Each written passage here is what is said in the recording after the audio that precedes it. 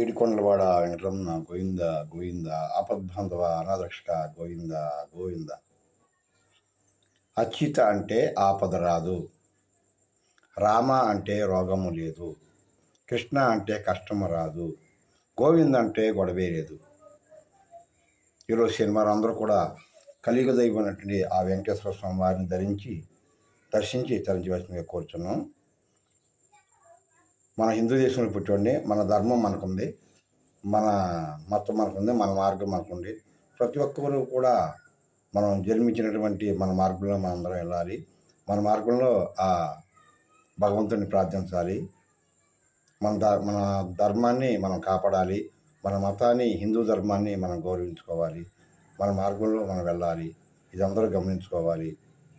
అందరికీ కూడా మళ్ళీ తుఫాను రాకూడదు.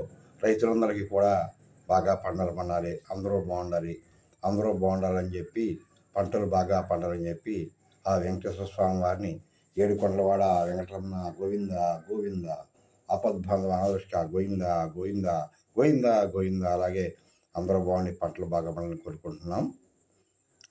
మీరందరూ బాగుండాలి, అందరూ క్షేమంగా ఉండాలి. అందరికీ కూడా శ్రీరామ రక్ష అందరూ బాగుండాలని కోరుకుంటున్నాం. జై శ్రీరామ్, జై జై శ్రీరామ్, జై హనుమాన్, జై జై హనుమాన్.